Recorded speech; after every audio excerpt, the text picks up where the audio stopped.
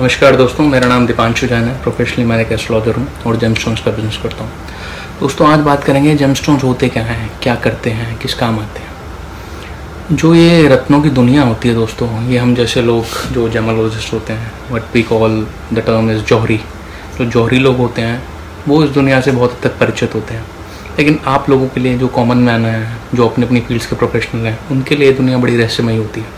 मुझसे बहुत से लोग पूछते हैं, सर ये जेमस्टोन्स होते क्या हैं, करते क्या हैं, क्या काम में आते हैं, क्यों इतने वैल्यूएबल होते हैं, क्यों लोग इन पे इतना पैसा लगाते हैं, इनको पहनते हैं, एटसेट्रा एटसेट्रा। तो यही सब क्वेरीज है। इस वीडियो के माध्यम से मैं कोशिश करूँगा आप लोगों को क्लियर करने की। बात करते हैं दोस्तों, जेमस्टोन्स होते क्या हैं। जेमस्टोन बेसिकली मिनरल क्रिस्टल होते हैं जो कि यूज़ आते हैं ज्वेलरी बनाने में, whether pendant, rings, necklace, bracelets, etcetera etcetera. लेकिन हम यहाँ बात करेंगे दोस्तों एस्ट्रोलॉजिकली इनका क्या यूज़ होता है, एस्ट्रोलॉजिकल पर्पस से क्यों ये पहने जाते हैं।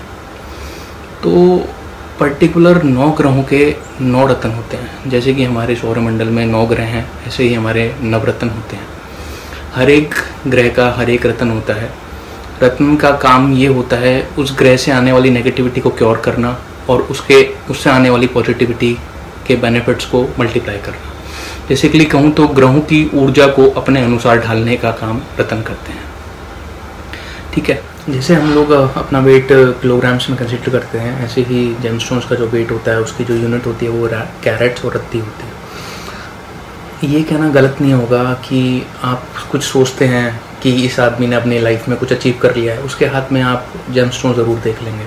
किसी भी प्रोफाइल को आप उठा के देख लो, किसी भी प्रोफाइल के प्रोफेशनल्स को उठा के देख लो, चाहे वो एक्टर्स हों, चाहे वो पॉलिटिशियंस हों, चाहे वो कोई कॉर्पोरेट में कोई बड़ी प्रोफाइल पे हो, सब जेमस्टोन्स का यूज़ करते हैं। जेमस्टोन्स आपके बैड फेज, जो आपकी लाइफ में एक बैड फेज आता है, उससे आपको निकालने का काम करते हैं। बड़ी ही स्ट्रॉन्ग हीलिंग पावर होती है इनमें। अगर प्रॉपर एनालिसिस से जेमस्टोन पहनाए जाएँ तो पहनने वाला बड़े ही गुड वाइब्स फील करता है ऑल ओवर। ये you can rely on gemstones. Gemstones बहुत ही एक मैं एग्जांपल दूंगा, जैसे अपनी होम्योपैथी की दवाई होती हैं, छोटी छोटी सी गोलियां आप खाते रहो महीनों, लेकिन वो एंड ऑफ द डे बीमारी को जड़ से ख़त्म कर देती हैं।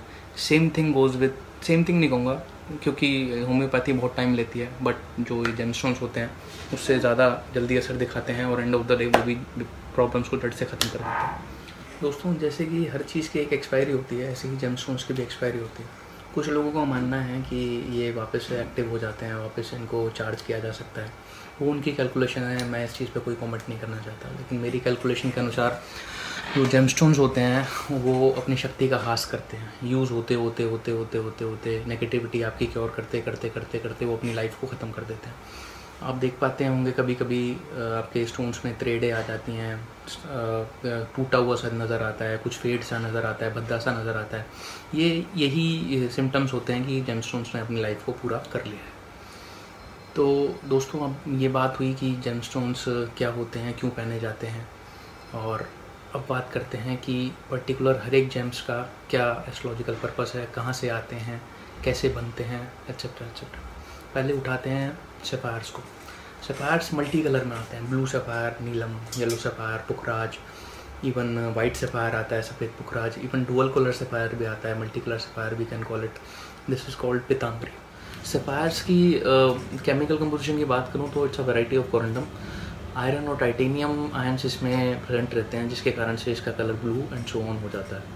हार्डनेस की बात करें तो 10 में से 9 इसकी हार्डनेस रहती है।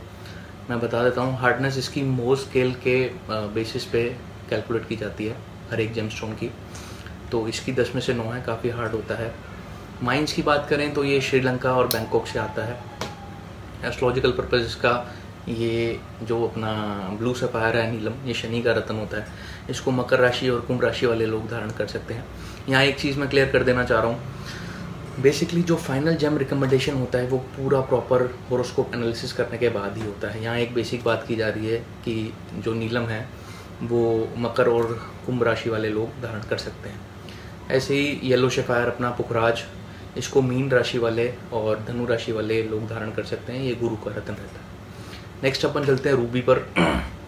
रूबी यानी कि माणिक, ये एक रेड कलर का स्टोन रहता है। केमिकल कंपोजिशन की बात करूँ तो उसमें क्रोमियम आयंस प्रेजेंट रहते हैं। जिसके कारण से इसका रेड कलर हो जाता है। हार्डनेस की बात करें तो ये भी 10 में से 9 इसकी हार्डनेस रहती है, काफ़ी हार्ड रहता है ये भी। माइंस की बात करें तो ये बर्मा, अपना अफ्रीकन और बैंकॉक कई जगहों से आता है। एस्ट्रोलॉजिकल पर्पस ये एक सूर्य का रत्न है और सिंह राशि वाले लोग इसको धारण कर सकते हैं। नेक्स्ट अपन चलते हैं एमराल्ड पे। एमराल्ड यानी कि पन्ना। एमराल्ड की केमिकल कंपोजिशन की बात करी जाए तो ये इसमें silicate beryllium, it's a variety of beryl, और बेरिलम सिलिकेट इसमें प्रेजेंट रहता है, जिसके कारण से इसका ग्रीन कलर बन जाता है। इसकी हार्डनेस की बात करें 10 में से 7 एवरेज हार्ड स्टोन रहता है ये। और माइंस इसकी जाम्बिया से भी आता है, रशिया से भी आता है, कोलंबिया से भी आता है। और इसका एस्ट्रोलॉजिकल पर्पस ये बुध का रत्न रहता है और इसको मिथुन राशि वाले और कन्या राशि वाले लोग इसको धारण कर सकते हैं, उनके लिए सूटेबल रहता है। नेक्स्ट अपन चलते हैं डायमंड पे। As you all know, diamond is a carbon compound and most hardest substance in on earth. तो डायमंड की अगर बात करें, इसकी केमिकल कंपोजिशन कार्बन है ऑब्वियसली, और जो इसकी हार्डनेस है वो 10 आउट ऑफ 10 है, मोस्ट हार्ड सब्सटेंस है ये। एंड माइंस इसकी अफ्रीका से भी आता है, ऑस्ट्रेलिया से भी आता है, रशिया से भी आता है।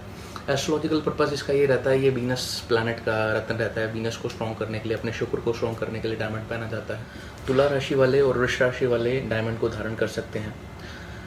मोस्ट हार्डेस्ट जेमस्टोन है ये। तो मोस्ट हार्डेस्ट जेमस्टोन की बात हो रही है तो मैं वीकेस्ट जेमस्टोन के बारे में भी कुछ थोड़ा सा बता देता हूँ आपको। Amber is the weakest gemstone.